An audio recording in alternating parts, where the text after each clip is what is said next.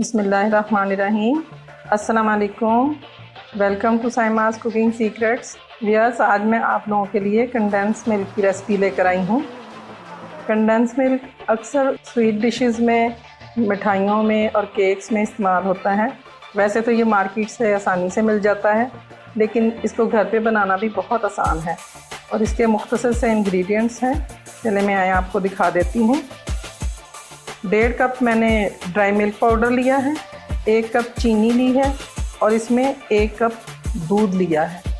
चलें अब मैं इसकी कुकिंग शुरू करती हूँ। अगर आपने मेरा चैनल अब तक सब्सक्राइब नहीं किया तो इसको सब्सक्राइब कर लें और बेल आइकॉन क्लिक करना मत भूलें, ताकि मेरी हर आने वाली नई नोटिफिकेशन आपको मिलती रहे। हैवी पैदे वाला एक सॉस पैन ले लें। इसमें सबसे पहले 1 कप दूध डालेंगे।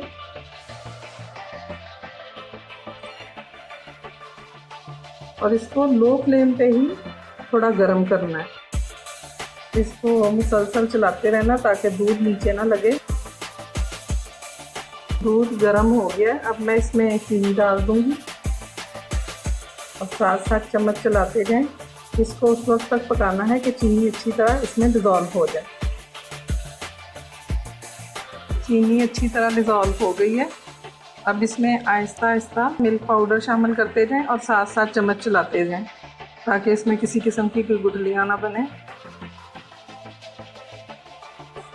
विस्क के साथ थोड़ा इसको मिक्स करते जाएं ताकि हर किस्म के कोई लम्स बाकी हों तो वो भी ख़त्म हो जाएं। मिल्क पाउडर बिल्कुल अच्छी तरह मिक्स हो गया।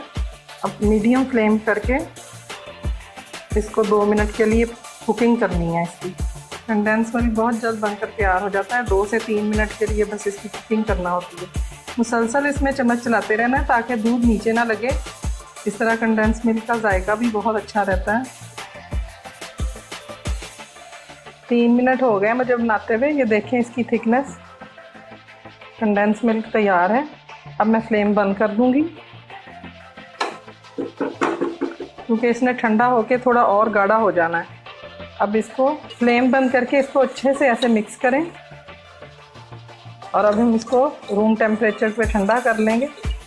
व्यूअर्स, रूम टेम्परेचर पे ठंडा होके ये देखें कंडेंस मिल्क बिल्कुल सही बन गया है। बिल्कुल ऐसे लगता है जैसे मार्केट से लिया हो। बहुत अच्छा बनकर तैयार हो गया है। उम्मीद है आपको मेरी ये रेसिपी पसंद आई होगी। अगर आपको मेरी रेसिपी पसंद आए तो आप मेरा चैनल ज़रूर सब्सक्राइब कर दिया करें और साथ ही बेल आइकॉन भी क्लिक करना होता है ताकि मेरी हर आने वाली नई नोटिफिकेशन आपको सबसे पहले मिले। और मेरी वीडियोस अगर आपको पसंद आती हैं तो आपने फीडबैक भी ज़रूर देनी है। दुआओं में याद रखें। इंशाल्लाह बहुत जल्द एक नई रेसिपी के साथ दोबारा आऊँगी। अल्लाह हाफिज़।